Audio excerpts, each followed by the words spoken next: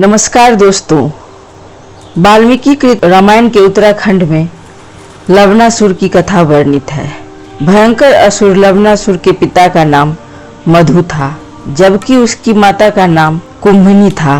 कुंभनी का खास रिश्ता लंकापति रावण से था। दरअसल वह रावण की सौतेली बहन थी। लवणासुर स्वभाव से रावण से कहीं ज्यादा अधिक उग्र और अहंकारी था। वह मधुपुरी का राजा था।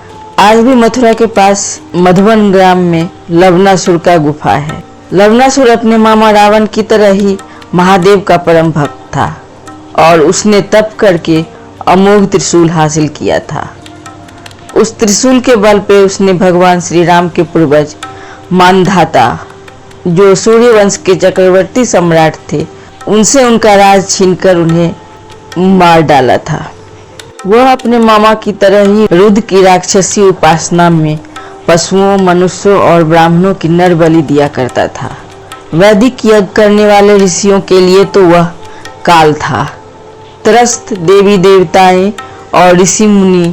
लंका विजय के बाद जब प्रभु श्री राम ने अयोध्या का राजपाट संभाला, लवणासुर से त्रस्त होकर एक दिन कई साधु संत ऋषि च्यवन के साथ प्रभु श्री राम के दरबार में उनसे मदद मांगने आए।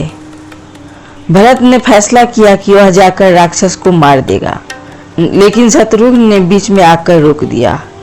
उन्होंने कहा कि उन्हें भगवान राम की सेवा करने का एक मौका दिया जाए, और इस पर प्रभु श्री राम ने शत्रुघ्न को लवणासुर का वध करने की आज्ञा दी। वाल्मीकि रामायण सहित अनेक ग्रंथों में इस कथा का वर्णन किया गया है।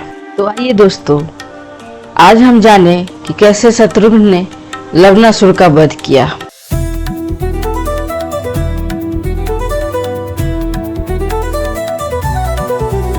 इस कथा के अनुसार जब शत्रुघ्न लवणासुर का वध करने के लिए निकले, तो वो बीच विश्राम करने के लिए कुछ दिनों के लिए वाल्मीकि के आश्रम में ठहरे।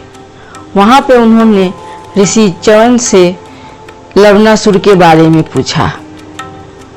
तब ऋषि च्यवन ने उन्हें लवणासुर के बारे में विस्तार से बताया और ये भी बताया कि उसने उनके पूर्वज मानधाता की कैसे वध की थी।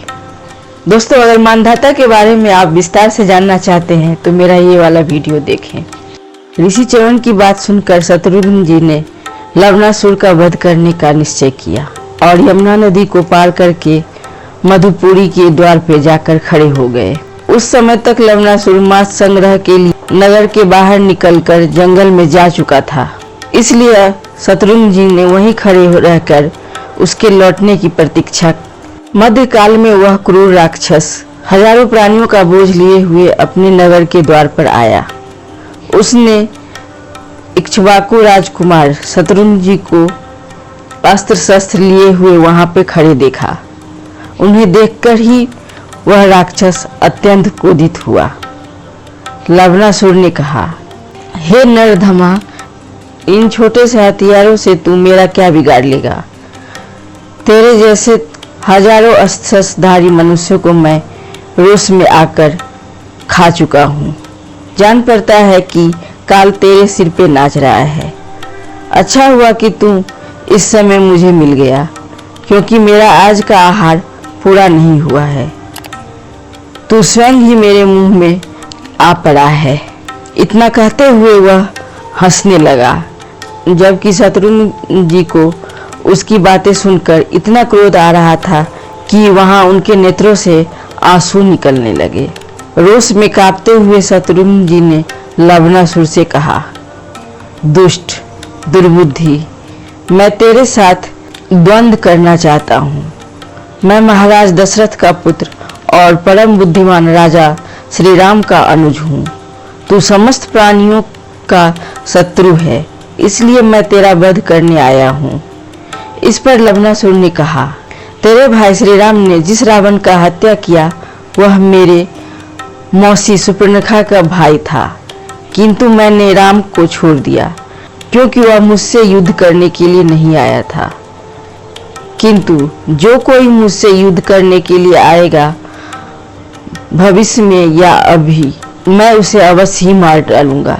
2 घड़ी ठहर, मैं तुझे युद्ध का अवसर अवश्य दूंगा, किंतु पहले मैं अपना अस्त्र तो ले आऊं। इस पर शत्रुघ्न जी ने कहा, हे राक्षस, अब तू मुझसे नहीं बच सकता। किसी भी बुद्धिमान व्यक्ति को अपने सामने आए हुए शत्रु को नहीं छोड़ना चाहिए। अतः अब तू इस जीव जगत को अच्छी तरह देख ले। मैं तुझे तीखे बाणों द्वारा यमराज के घर भेज रहा हूँ, क्योंकि तू तीनों लोकों का और श्री रघुनाथ जी का शत्रु है। शत्रुघ्न के इतना कहते ही लवणासुर खड़ा रह कहता हुआ हाथ पर हाथ रगड़ने लगा और दांत कटकटाने लगा। लवणासुर ने अपने हाथों में पकड़े हुए वन पशुओं को धरती पर रख दिया तथा शत्रुघ्न जी पर प्रहार करने के लिए तैयार हो गया।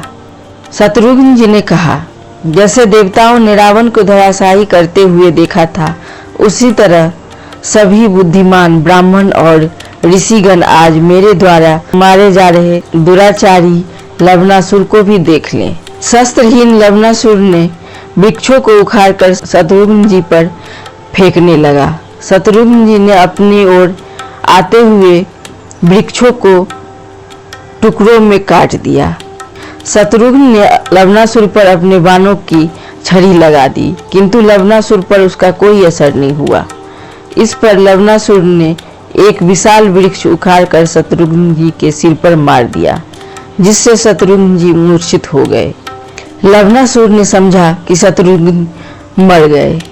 इस पर वह धरती पर झुककर उन पशुओं को एकत्रित करने लगा जिन्हें वह जंगल से मारकर लाया था। 2 घड़ी में ही शत्रुघ्न जी की चेतना पुनः लौट आई। उन्होंने भगवान विष्णु का तेजमय सनातन बाण हाथ में लिया। श्री हरि विष्णु ने इस बाण का निर्माण मधुकैटभ नामक राक्षसों का संहार करने के लिए किया था। बाण के तेज से संपूर्ण सृष्टि में खलबली मच गई। देवताओं ने घबराकर ब्रह्मा जी की शरण ली। उन्हें लगा कि इस बाण से संपूर्ण सृष्टि का नाश हो जाएगा। ब्रह्मा जी ने देवताओं से कहा, निर्भय होकर लवणासुर और शत्रुघ्न का युद्ध देखिए। जब शत्रुघ्न ने आकाश को देवताओं से भरे हुए देखा तो उन्हें वह दिव्य बाण अपने धनुष पर चढ़ा लिया। पुनः युद्ध के लिए तत्पर देखा तो लवणासुर ने अपने हाथों में पशु पक्षियों को छोड़कर पुनः युद्ध करने के लिए दौड़ाया। शत्रुघ्न ने धनुष की प्रत्यंचा को कान तक खींचकर बाण छोड़ दिया। वह दिव्य बाण लवणासुर के वक्ष स्थल को भेद कर सरातल में चला गया और वहां से पुनः शत्रुघ्न जी के पास आ गया। लवणासुर धरती पर गिरा और भगवान शिव के दिव्य त्रिशूल भगवान शिव के पास लौट गया। देवताओं, अप्सराओं, गंधर्वों, ब्राह्मणों और एवं ऋषियों ने इक्ष्वाकु राजकुमार शत्रुघ्न जी की प्रशंसा की। इस प्रकार राम ने महाराज अरण्य के हत्यारे रावण को और शत्रुघ्न जी ने महाराज मांधाता के हत्यारे लवणासुर का संहार करके अपने पूर्वजों का ऋण चुकाया।